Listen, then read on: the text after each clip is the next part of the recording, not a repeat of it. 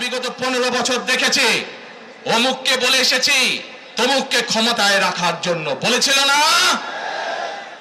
সেজন্যই বলেছি দিল্লি নয়, স্বাধীন করার সময় অনেকের ভূমিকা আমরা দেখেছি, যাদের ভূমিকার কারণে এই দেশের লক্ষ লক্ষ ভাইয়েরা শহীদ হয়েছে, এই দেশের লক্ষ লক্ষ মা বোনেরা তাদের সম্মান হানি হয়েছে।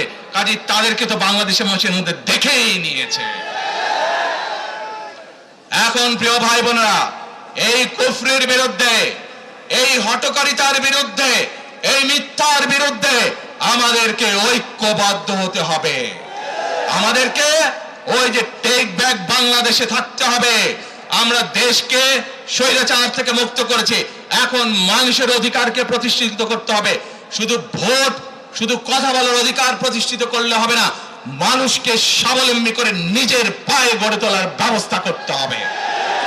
প্রত্যেকটি মানুষ, বাংলাদেশের মানুষ যাতে ঠিকভাবে ভালোভাবে খেয়ে পড়ে বেঁচে থাকতে পারে, প্রত্যেকটি মানুষ যাতে নিরাপদে রাস্তায় চলতে পারে, সেই ব্যবস্থা করতে হবে।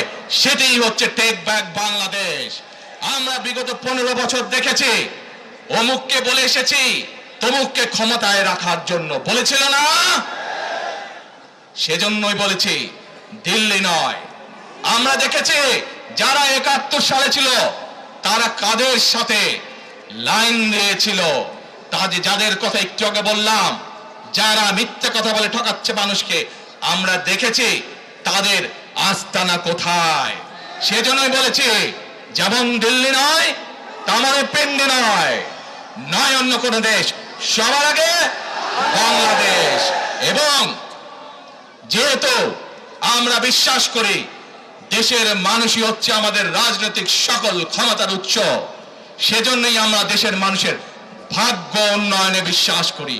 এবং সংক্ষেপে আপনাদের সাথে যেই কথা বললাম, শুধু ভোট এবং কথা বলার অধিকার না, বিএনপি চায় আপনাদের দেশের মানুষকে অর্থনৈতিকভাবে স্বাবলম্বী করে দিতে, দেশের নারী সমাজকে, মা বোনদেরকে, দেশের যুব সমাজকে, দেশের প্রত্যেকটি কৃষক সহ প্রত্যেকটি শ্রেণী পেশার মানুষকে বিএনপি চায় আগামী দিনে ইনশাআল্লাহ সরকার গঠন করে প্রত্যেকটি মানুষকে স্বাবলম্বী করে গড়ে তুলতে।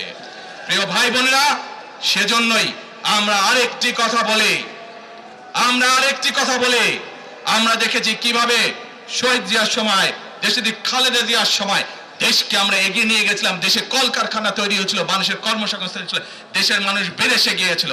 সেজন্যই আমরা বলতে চাই, করব কাজ, গর্ব দেশ, সবার আগে বাংলাদেশ।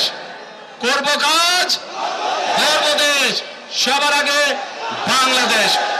শেষে আবারও আপনাদের কাছ থেকে আগামী 12 তারিখে ধানের শীষের পক্ষে ভোট চেয়ে একটি কথা বলতে চাই, ইনশাআল্লাহ আগামী দিনে বিএনপি সরকার গঠিত হলে আমরা নবী করিম সাল্লাল্লাহু আলাইহি সাল্লামের ন্যায় পরায়ণতার ভিত্তিতে ইনশাআল্লাহ দেশকে পরিচালনা করব। আল্লাহ হাফেজ। বাংলাদেশ জিন্দাবাদ।